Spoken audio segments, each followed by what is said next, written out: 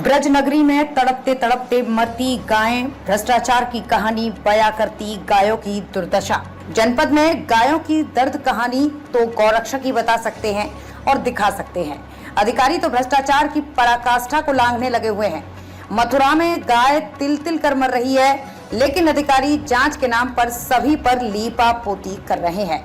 गौरतलब है कि मथुरा के थाना मगोर्रा के अंतर्गत ग्राम पंचायत फाडर के बरका नगला में ग्राम पंचायत द्वारा एक गौशाला का संचालन किया जा रहा है, जिसमें गायों की संख्या 650 बताई जा रही है, लेकिन व्यवस्था के नाम पर कुछ नहीं है।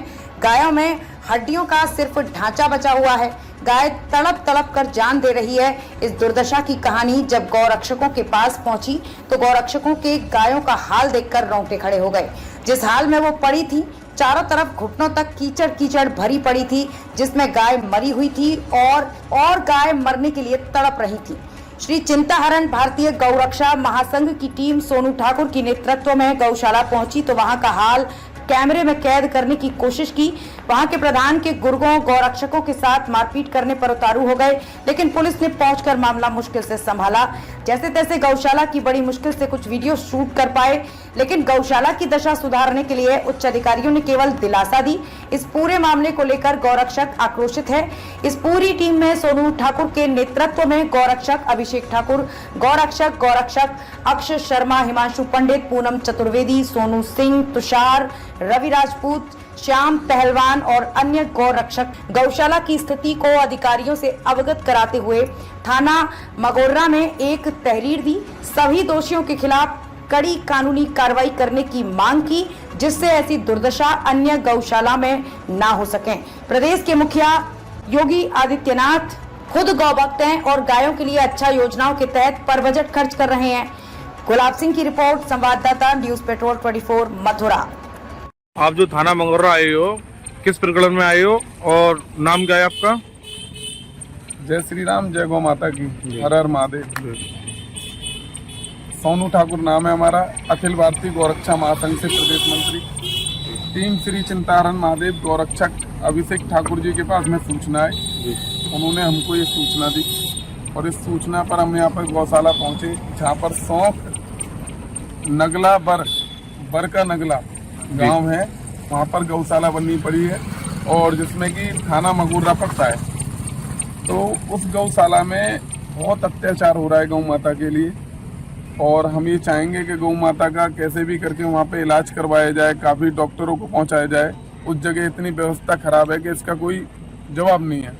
ठीक, आप इस 1.5 साल पहले ये गौशाला बनी है और उस गौशाला में गौवंश की वह दुर्दशा है जो कि एक जिसके मन में गौ माता के प्रति भावना या सद्भावना है, उस पे देखा नहीं जाएगा। वह आप समझ रहे हैं मेरी बात जी। वहाँ जो गौवंश है उसकी हड्डियां पाई गई, जिंदा गौवंश को कुत्ते खा रहे हैं। गौवंश मृत अवस्था में पड़ा हुआ है। प्रधान डॉक्टर की गलती बता रहा है और डॉक्टर प्रधान की गलती बता रहा है। ये पूरा मामला झोलझाल है जी। हम लोग निराश्रित गौवंश को गौशालाओं में संरक्षण कराने के लिए मुहिम छेड़ रहे हैं, जबकि गौशालाओं में स्थिति ऐसी पाई जा रही है कि वहाँ हमारा गौवंश मृत अवस्था में पाया जा रहा है, भूखा मर रहा है। जो पैसा सरकार द्वारा गौशालाओं में पहुँचाया जा रहा है वह गौ माता तक नहीं पहुँच पा रहा है, ना गौ माता को समुचित रूप से चारा मिल पा रहा है जी।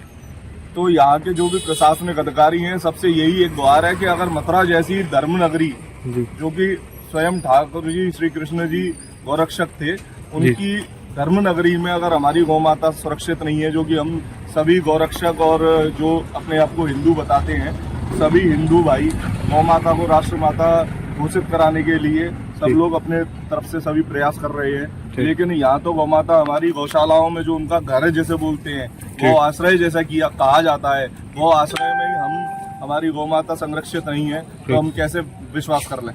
ठीक, ओके।